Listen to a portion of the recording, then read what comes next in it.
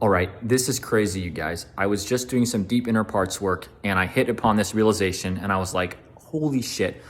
And I realized I had to come and make this video and explain this to you guys and share it because I really think some of you might resonate with this and also have a moment where you realize just what belief has been buried deep inside you, which consists in this feeling that it was actually the narcissistic parent in a narcissistic family system you came from, that it was narcissistic parent that was actually safer and that had your best interest at heart, which is exactly, of course, what the narcissist would probably want you to think.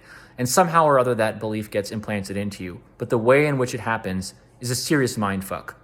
So I'm going to explain it. And I'm going to explain it according to the way that I found this belief. And it's pretty crazy, actually.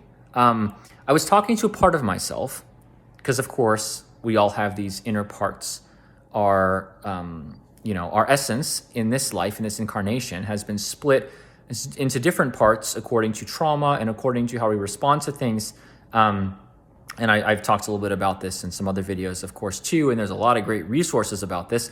But anyway, I was talking to a part of myself and I was asking this part pretty much, who represented, I think, a more sensitive inner child version of me, what would you think about if mom, this is sort of going back in time, of course, what if mom were to leave the family and finally separate from dad and then, I don't know, maybe even like find someone else or at least set up a new family? And I immediately found this fear in myself.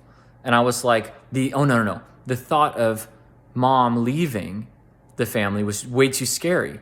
And I was like, well, don't I want her to get out of this family and then, of course, take us and save us, right? That's the implication, that the safe parent, who is the non-narcissistic parent, would be able to save the kids in the family by saving them from that toxic situation and then creating a safer situation, right? And immediately I felt deeply afraid. And I was like, well, okay, what's the fear here? And I realized I didn't like the idea that my mother would possibly end up with someone else, finds another man, finds another husband, remarry or something. Like, that was scary to me. And I was like, well, that kind of makes sense.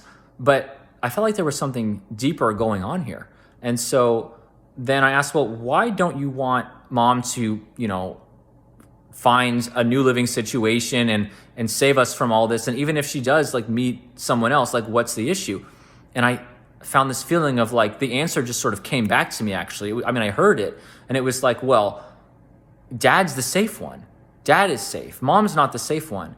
And this is when I was like, because after a while working with this, you know how to recognize a belief inside yourself. It's not random. It's not accidental. It's representing a genuine truth. It's not actually true necessarily, but it's a truth within your own consciousness sphere that has developed. That's why we call this an inner belief, a core belief that you have because of something over the years. And so I recognized that there was actually a belief that my dad, the narcissistic parent, was safer.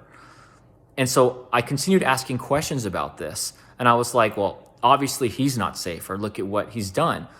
And I quickly determined that what was going on is that my inner child viewed my mom as more dangerous simply because she was less powerful than my dad.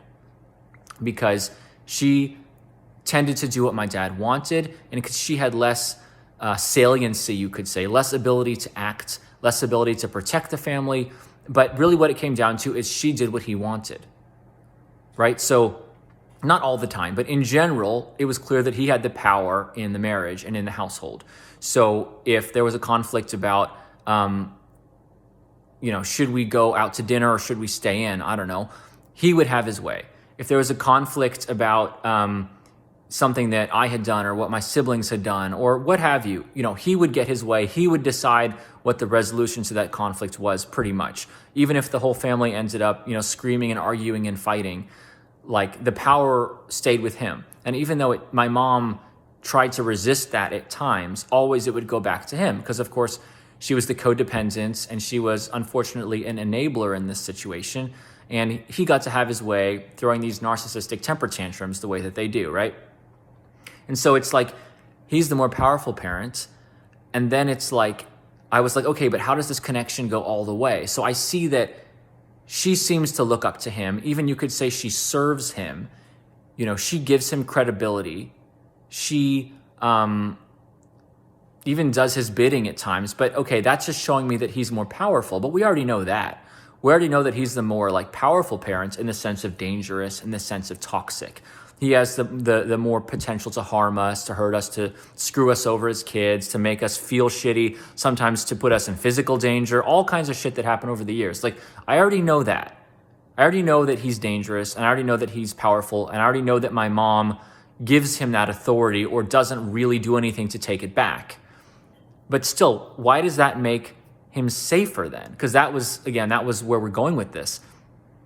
And then I finally got to the crux of the issue, which is that like I felt like he was safer because there had to be a parent that was safer. Because remember, this isn't based on like logic or formulas. This is based on deep-seated biological needs of safety. And when you have a need for safety, which we all do as young children, it means you have to have a narrative in your head that will make your family feel as safe as possible, even when it isn't really safe. And so what I was faced with as a kid was an obvious truth, which was that my mom wasn't really safe because she delegated authority to him, right? I mean, she would do nice things for us, and she would be sweet to us, and she would try her hardest to kind of save us from the toxicity. But at the end of the day, she did not take us out of that toxicity. She did not transform the family situation. It continued to fester for years, right? So there could be no core belief that she was safe, actually, because she hadn't done anything. And then you would think, well, surely, but my dad wouldn't be the safe one. The narcissistic parent wouldn't be safer. But somebody has to be safer. That's the thing. Somebody has to be. And in my case, a core belief develops that he was secretly the safer parent because I had to think that he must have secretly cared more. And so what happens is this is where the smoke screen comes into play and the smoke and mirrors that the narcissists are so famous for using, especially grandiose narcissists, which is the classic form of narcissism, right? If you are dealing with a covert narcissistic parent or there's altruistic or humanitarian, different forms. It could be different, whatever. But your typical grandiose narcissist, this is almost definitely the case, where they use these smoke screens and smoke and mirrors to create the impression at times that they are your parent forever, or not the parent, that they are like the safe parent, that they love you and care for you. They'll do anything for you. You know, there are these moments where they take everybody on a lavish vacation potentially, or they shower you with presents, or they give you emotional presents in the sense of telling you you're wonderful, giving you praise, almost a sense of love bombing their own kids, as I've made a video about this previously. So they'll give you a sense that they're there for you. But then they kind of disappear and they start raging, or they get distracted, or they dig into their work and you don't see them for a while, or they turn into a bully, or etc. So there's all these ups and downs. And even in some of these time periods where the narcissist is showering you with love and affection, or what seems to be love and affection, even in those moments, the narcissist might actually believe that they're being that wonderful. And that has to do with narcissists' own inner projection fields, which is deeply warped, which is its own subject entirely. But the narcissist might actually think that they are that wonderful, saintly, godlike parent, right? That's the grandiosity, the sense of omnipotence, okay? They might actually believe that in those moments. But the point is, none of it's true. It isn't true it's not true that they're a safe parent. It's not true that they're a godlike parent. It's not true that they're the best dad or best mom ever. It's just not. But what happens is it creates this doubt in your consciousness. From the standpoint of a young, vulnerable child, you feel like maybe sometimes you don't know true from false. Maybe you don't know what reality is. They place that doubt inside you. And ultimately what that does is it leaves the door open. Because remember, your codependent parent, the safer parent, the one who is there for you more often, they're probably more consistent, but that also leaves less room for doubt. Like, you pretty much know what your codependent parent is capable of because you've seen the pattern repeated. They might act like they're standing up to the narcissist. They might show that they love and care about you first. They might say things to suggest that they put the children in the family before the parents. They might say things to suggest that they're totally selfless. They might act in a way to suggest that they're selfless. All these things paint a picture of someone who really is committed to, let's say, defending the rights of children and keeping kids safe.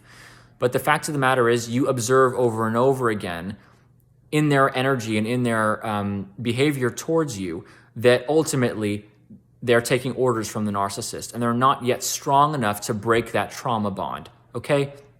They're working for the narcissist, to make it abundantly clear.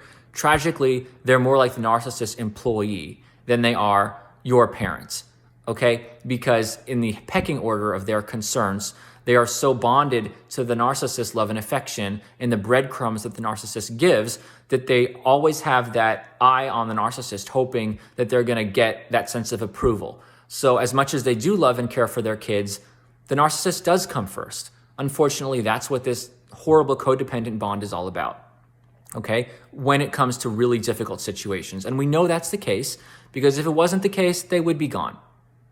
They would have left the relationship already.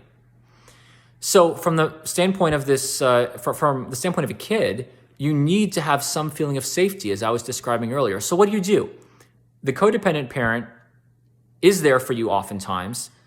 They give you a sense of predictability, but the kid also knows the codependent parent has a lot of limits imposed on them, and their love has a lot of limits. They're willing to do some things for you, but when it comes into hard conflicts with what the narcissist wants, they step out of the way and let the narcissist take control. That's the unfortunate reality of these situations. And so what do you observe? You observe the codependent parent delegating authority. The authority stays with the narcissist. The narcissist is more powerful. You know the narcissist is dangerous, but you also wonder to yourself as a kid, maybe the narcissist is actually who they say they are. Because if there's any doubt in this equation, it's almost like you need to find somewhere for the channel, like the water to flow. The kid has this intense need to feel safe. Okay, that's like a raging river. And where's that river gonna go? It has to find the path of least resistance, the only way it can to get to that feeling it wants of safety. Can it go to the codependent parent for that feeling? We'd love to think that that's the case, that they would know that at the end of the day, at least the codependent parent is trying, really. But it can't ultimately get there all the time because you can see the reality that the codependent parent is handled, basically, is managed, is dependent. The narcissistic parent, as dangerous as they might seem so often, so much of the time, the narcissistic parent at least leaves the door open a little bit because the narcissistic parent at least has that sense of power. And you think that, well, there's so much they can do for me. There's so much, they have the ability to control mommy. So that gives them this sense of power. And what you do is you say, well, I'm just going to imagine that power is actually for my benefit. And you take all the evidence that you can possibly muster to say, well, maybe they really do put me first. Maybe the narcissist really is all about their own kids. And you take that evidence inside and you do this magical, subconscious act the way kids do. And your safety narrative deep down there becomes that secretly it was always the narcissist that loved and supported me. Even though you can actually tell the narcissist is toxic and detrimental to the family structure, fosters fosters an unsafe environment, doesn't attune properly to people, manipulates people, triangulates, and all the rest of it. Even though you see that and you know it as a kid and it makes you feel horrible, you still need to find a way to have an even deeper narrative that will give you a sense of safety. And because it actually can't go with a non-salient parent, the codependent, it can't go with the parent who has proven that they're ultimately unable to deliver safety. It has to go to a fantasy. And the fantasy is the narcissist. So that's what I discovered. And it's pretty crazy when you think about it. I really hope you guys can reflect on your own childhoods if you come from narcissistic family systems and see if this clicks for you at all. See if you can unlock anything for yourself, because it's exactly this kind of belief that is so pernicious. It's so hard to root it out because it's so unlikely, right? Why would a kid possibly believe that the narcissistic parent would be safer?